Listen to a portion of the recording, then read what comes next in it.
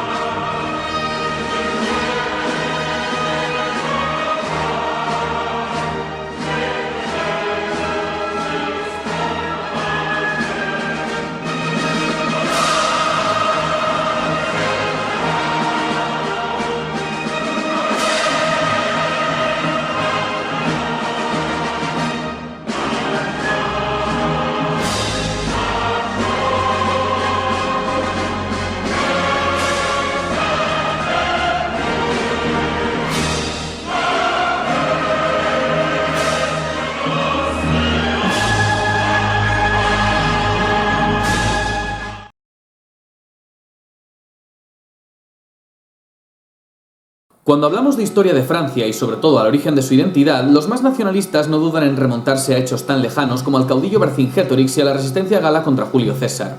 Pero estos hechos son tan lejanos que relacionarlos con la identidad nacional es cuanto menos cuestionable. Entre otras cosas porque por aquel entonces no existía nada ni remotamente parecido al gentilicio francés. Realmente sería mucho más lógico y correcto apuntar a la formación de la República Francesa, la cual fue gracias a su aparato estatal la que empezó a fomentar el nacionalismo francés que todos conocemos hoy en día. Geográficamente hablando, Francia se sitúa en una posición privilegiada en Europa, con tierras mayoritariamente llanas y fértiles y un clima templado que favorecían una densidad de población mayor a la media europea. A eso hay que sumarle una capacidad agraria, una potencia política y un nivel cultural superiores.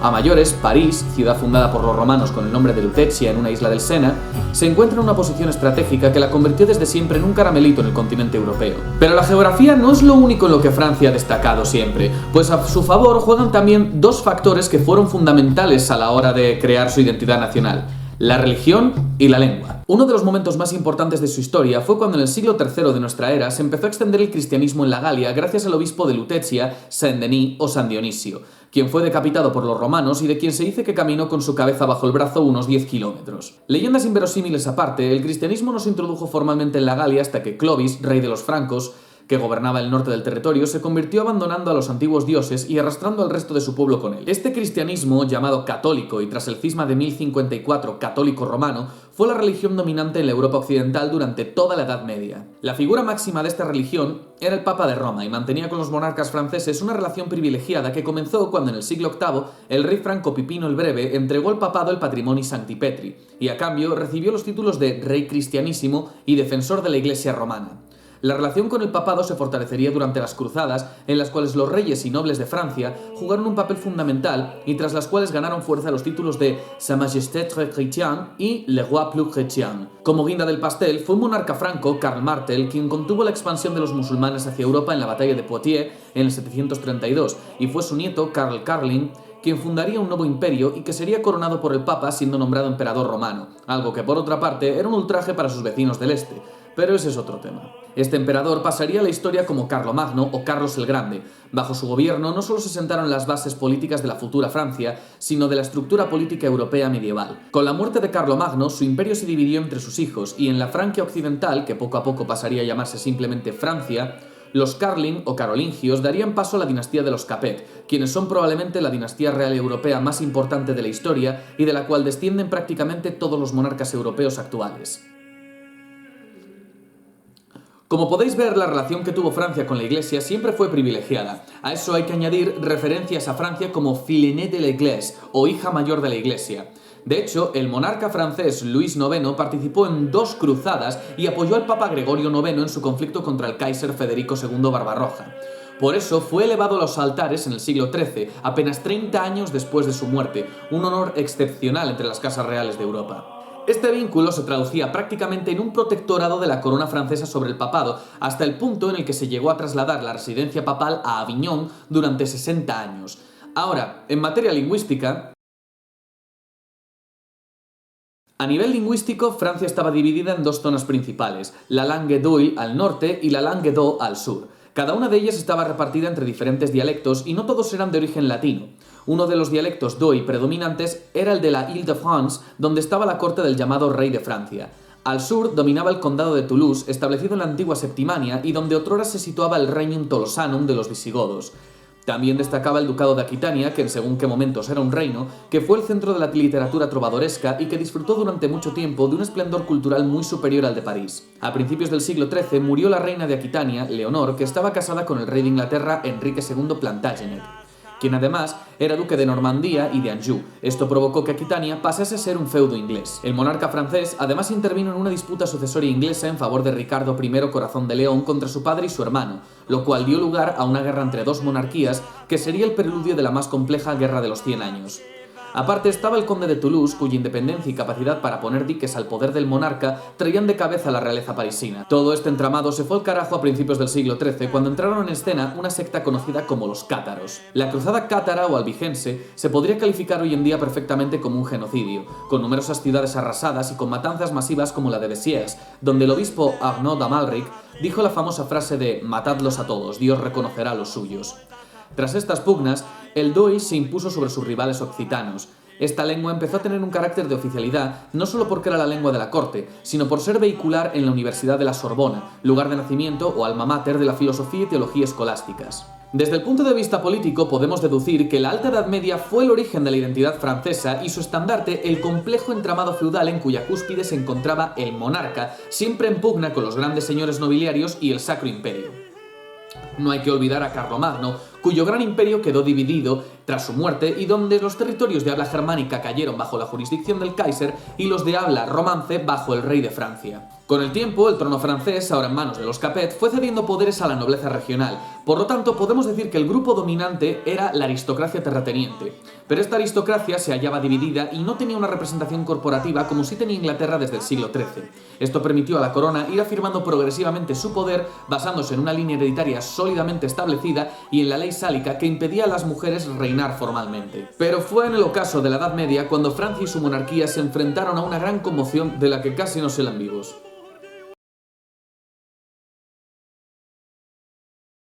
Aproximadamente entre 1337 y 1453 se libró en Francia un terrible conflicto conocido como Guerra de los 100 años, que si bien fue un gran varapalo y además duró más de 100 años, Francia salió de ella mucho más fuerte. Quienes ocupaban el trono inglés eran de origen normando, quienes a su vez eran de origen nórdico-francés y de habla d'Oil, y como ya explicamos antes, también poseían los ducados de Anjou y Aquitania.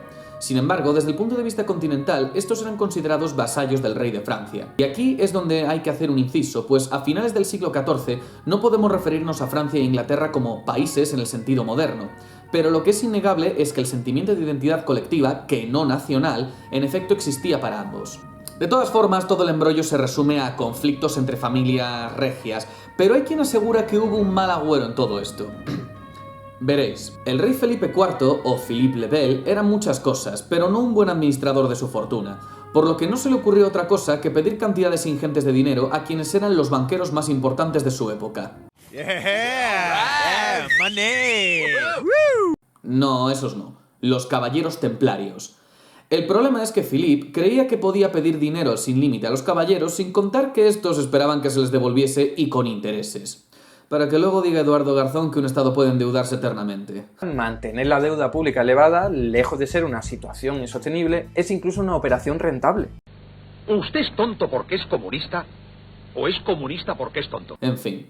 En lugar de devolverlo, el rey de Francia urdió una artimaña con su fiel aliado el Papa Clemente V, un francés, por cierto, el cual el propio Philippe puso allí para aumentar su influencia sobre la Santa Sede.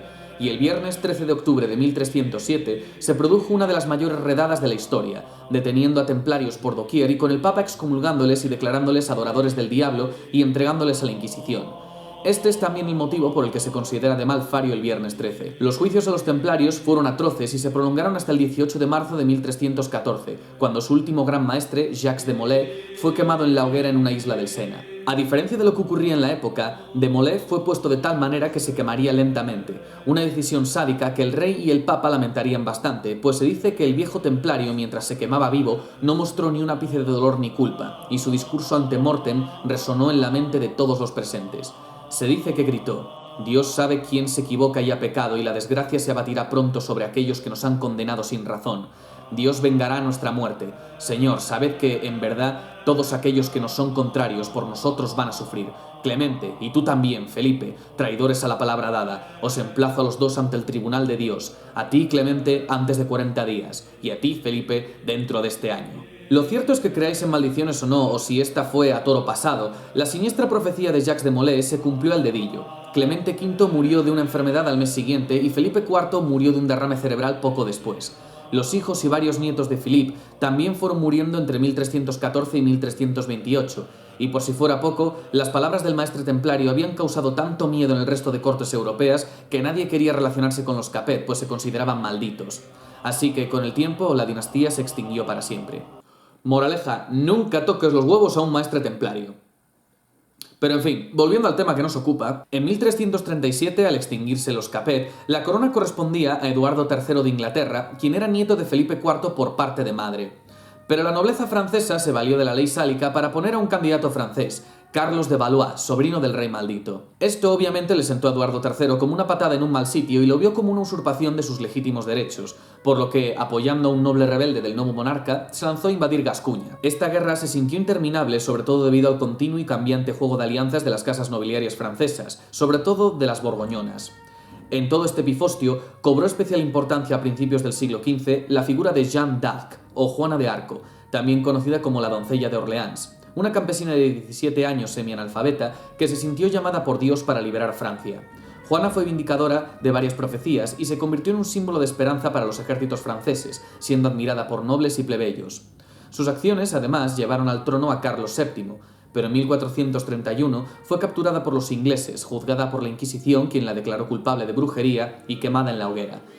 Esto fue un duro golpe para los franceses, especialmente para un noble llamado Gilles de Rais, quien había combatido junto a ella. De Rais no solo perdió su fe, sino que se sumió en una espiral de locura y crímenes atroces en los que se incluían secuestros, asesinatos, violaciones, pedofilia y magia negra, convirtiéndose en un monstruo que engrosaría la lista de los personajes más siniestros de la historia de Europa y daría pie a la leyenda de Barba Azul. Pero eso es historia para otro día. Centrándonos en nuestro tema, la guerra acabó allá por el 1453 y la repulsa al dominio inglés no solo demostró, sino que reforzó la existencia de la identidad francesa. Más que eso, demostró que la Edad Media estaba llegando a su fin.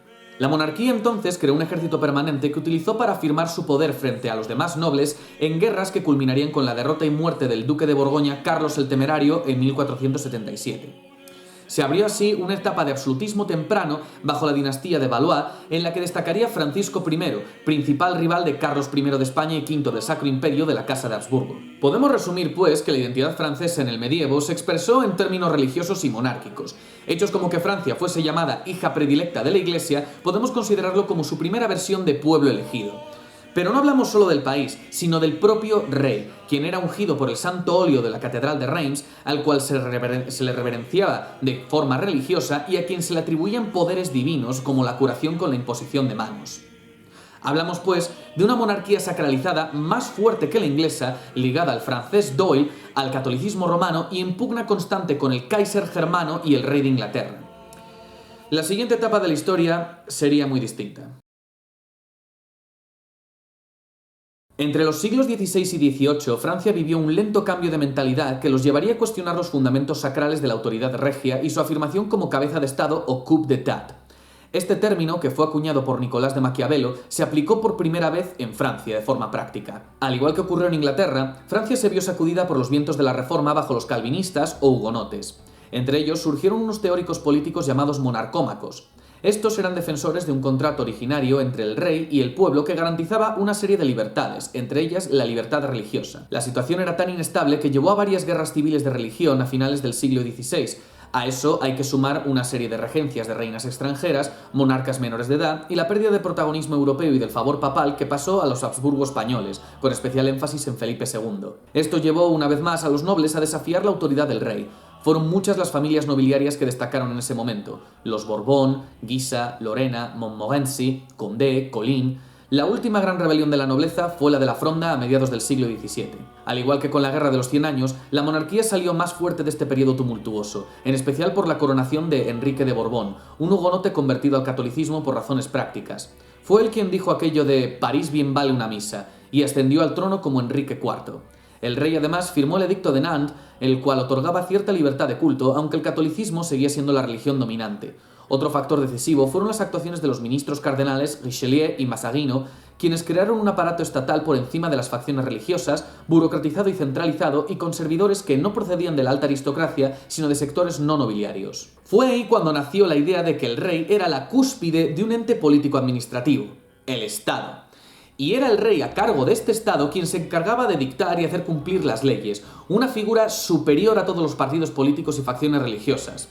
Sin embargo, el centro del Estado era la corte, alrededor de la cual giraba la nobleza. La culminación de esta etapa se produjo bajo el reinado de Luis XIV, el cual se le atribuye la frase de «El Estado soy yo».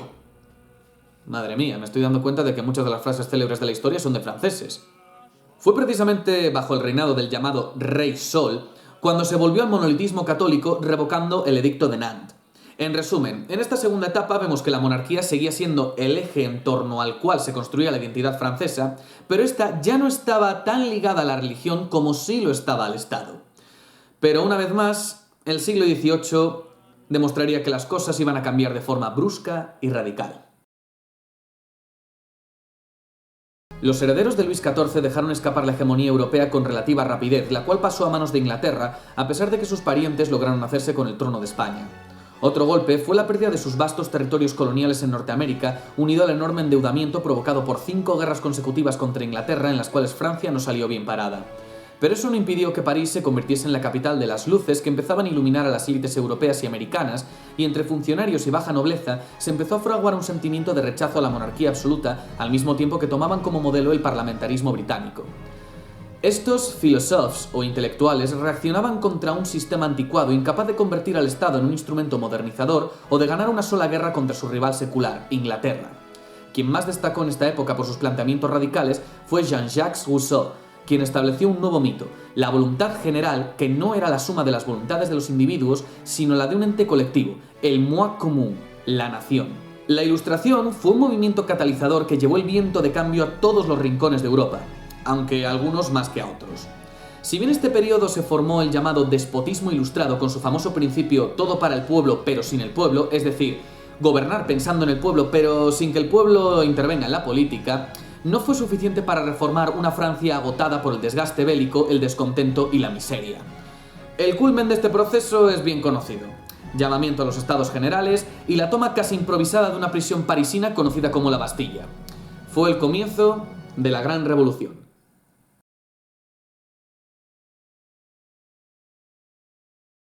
El término Revolución Francesa es bastante impreciso, pues después de esta se sucedieron en Francia varias revoluciones a lo largo del siglo XIX, por lo que sería más correcto llamarla la Gran Revolución. Se considera que comenzó en 1789 y, al contrario de lo que se piensa, fue desencadenada en un principio por la aristocracia, pero esta acabó convirtiéndose en su principal víctima. Al contrario de lo que se dice, la Gran Revolución no fue ni de lejos una revolución burguesa.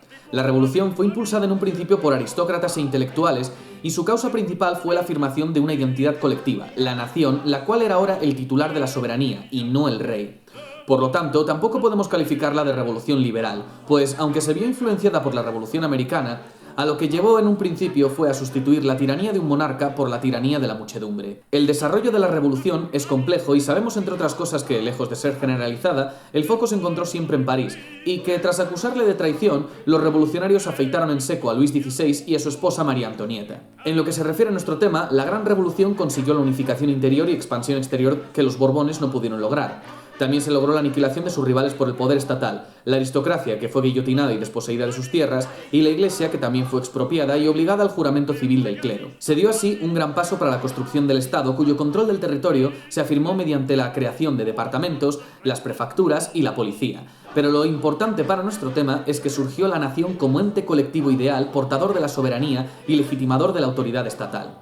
Se entró así en una nueva fase de la construcción identitaria que apartó al fin a la monarquía como eje de la identidad nacional.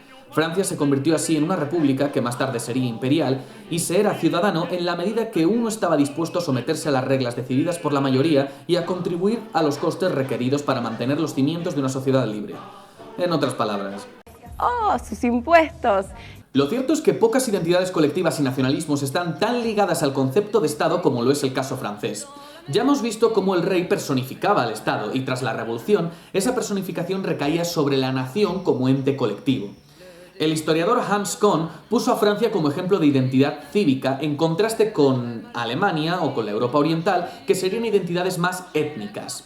Pero lo cierto es que a finales del siglo XVIII y principios del XIX, esa identidad cívica se entremezcló con factores étnicos, en especial durante las campañas napoleónicas, pues Napoleón logró renovar los sentimientos de pueblo elegido de los franceses al convertirlos esta vez en portavoces y guías de la humanidad en el camino hacia la libertad. Las guerras napoleónicas ejemplificaban esa doble expansión, imperial nacional por una parte y de los ideales revolucionarios por otro.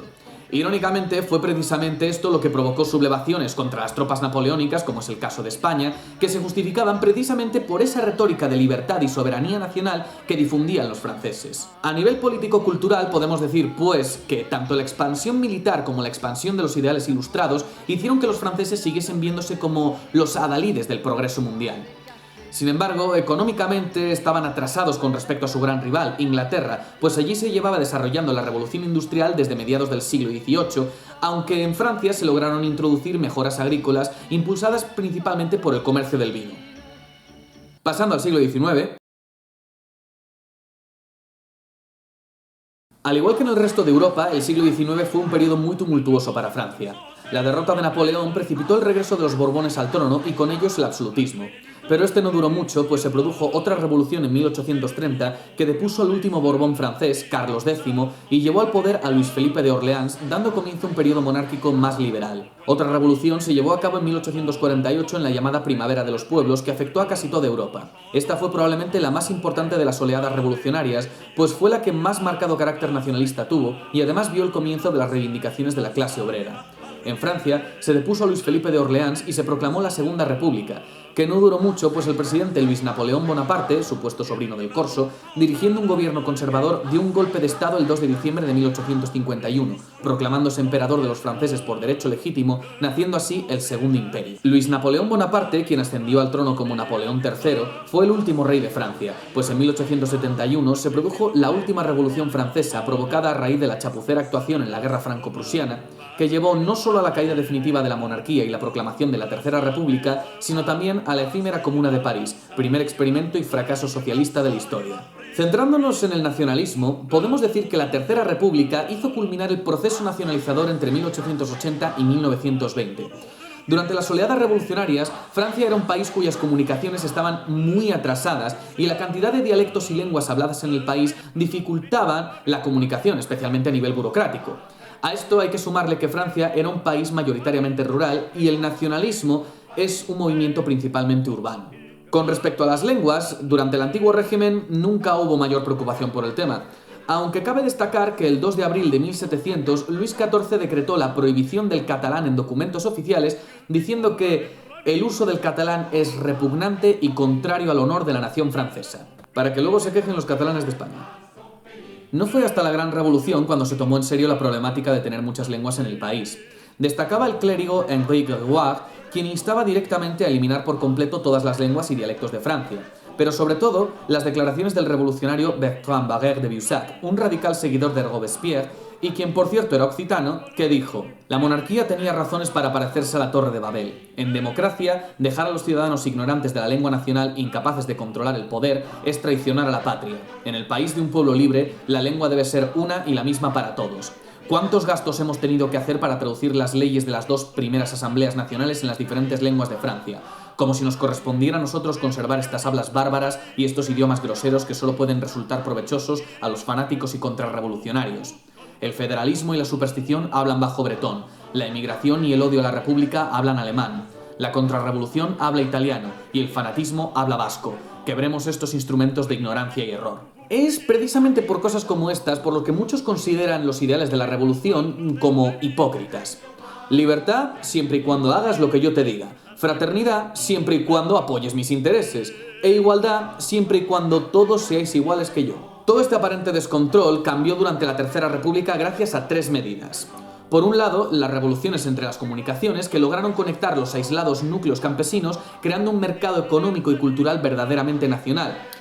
Por otro, las reformas educativas que crearon una red de escuelas laicas, gratuitas y obligatorias donde se inculcaron el francés parisino y los valores republicanos.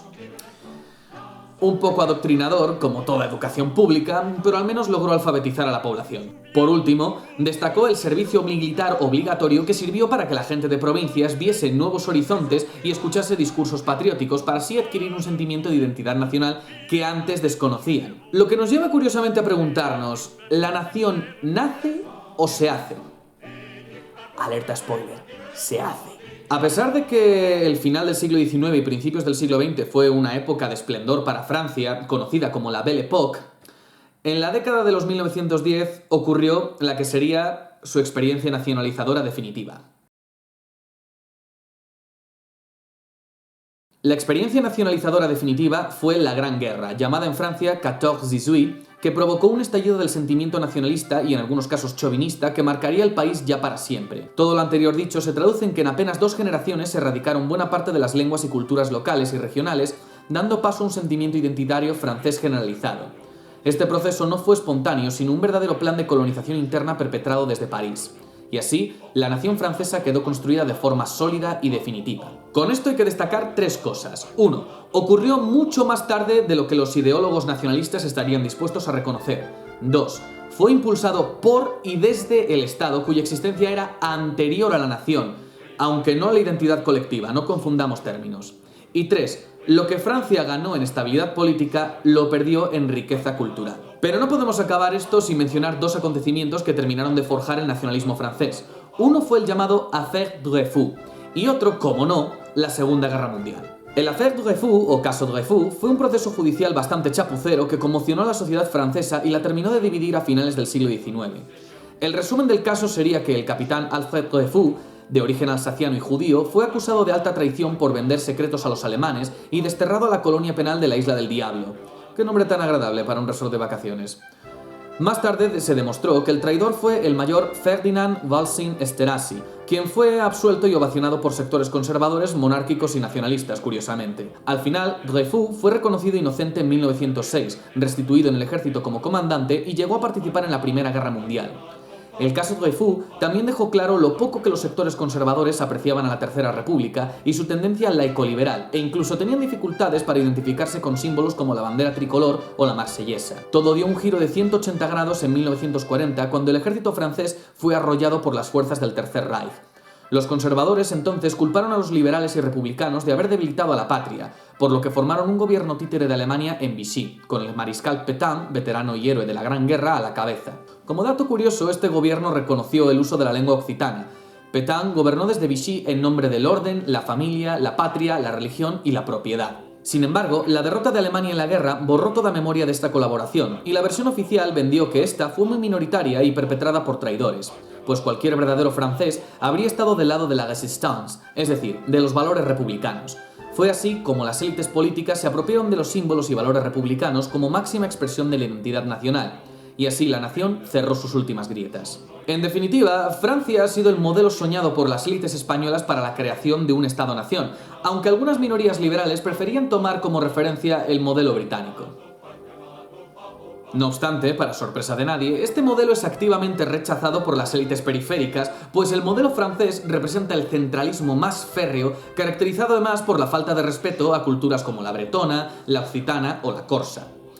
El problema es que Francia y España son muy diferentes y es probable que la obcecación con imitar a nuestros vecinos del norte sea la causa de muchos de nuestros problemas estructurales. Para empezar, España nunca tuvo una gran revolución que eliminase a la monarquía o le arrebatase el poder e influencia a la Iglesia, pues es bien sabido que en España el clero católico nunca quiso compartir con el Estado su influencia sobre el pueblo.